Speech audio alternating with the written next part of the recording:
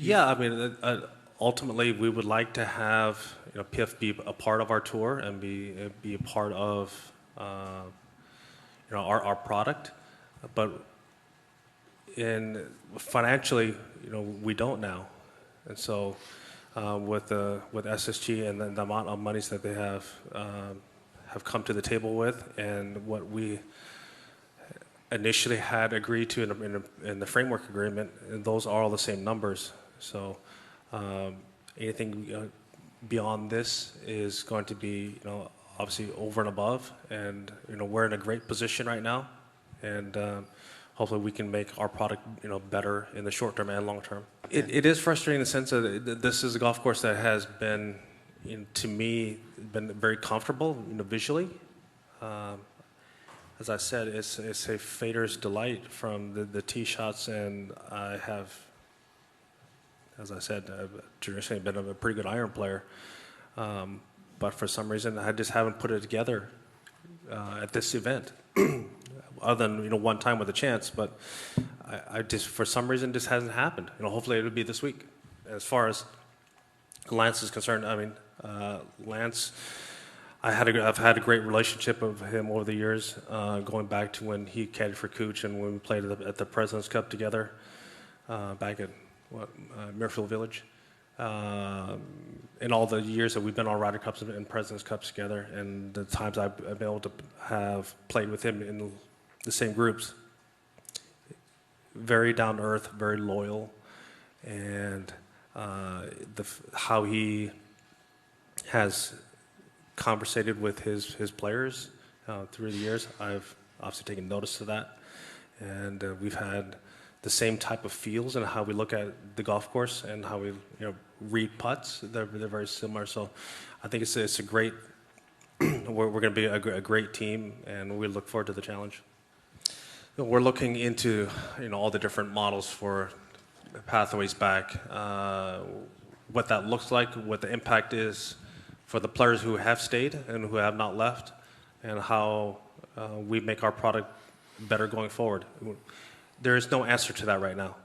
We're looking at very different, varying degrees of ideas, and what that looks like in the short term, we don't know. We don't even know in the long term what that looks like. But trust me, there's daily, weekly emails and talks about this and what this looks like for our tour going forward. I think that more than anything that I try and do from a technical standpoint is making sure that I can still hit the golf ball flush and solid. I don't have the same speed I used to have. I don't have the ability to practice the same amount of hours. But I still do work on making sure that I can hit the ball out of the middle of the face. And if I can do that consistently, and one of the reasons why I really don't have a coach right now, what my body does from day to day and week to week, this looks kind of different. I can't really model myself or fit any kind of model. And a lot of it is based on my hands and my feel. And I have built this golf swing the last few years, or 4 or 5 years, based on my hands, what that feels like, and what that looks like. It doesn't really. Sometimes it doesn't look pretty, but I can still hit the ball flush. It's been full circle for us, for me, to have come out here when I was 7, 8 years old, whatever it was, when Lanny won going away, and to come out here and play my first tour event, and my first introduction to the tour, and then for us, whatever it is, 20 some odd years, 25 years later, to have the foundation actually run and be in control of the event. And I'm actually hosting and playing, so it's an incredible week, and it's a great week for all of us. Yeah, my ankle doesn't hurt anymore, because the bones aren't rubbing anymore. But then again, it's different. Then other parts of my body have to take the brunt of it, just like my back is fused. and so other parts of my body have taken the brunt over that, and have two different body parts that are now fused. Other parts of the body have to adapt. And as far as the love, I still love competing. I love playing. I love being a part of the game of golf. This is the game of a lifetime, and I don't ever want to stop playing.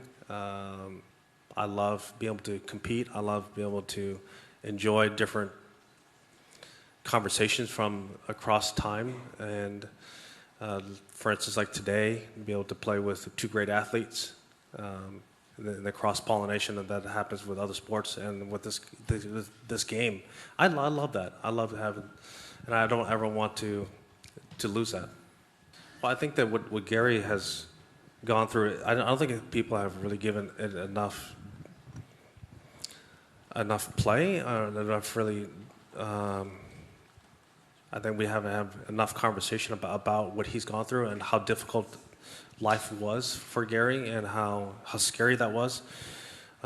Each and every moment he's afraid of dying, and the anxiety of that, and to have a surgery and remove a tumor out of his brain, and to come back and play the tour.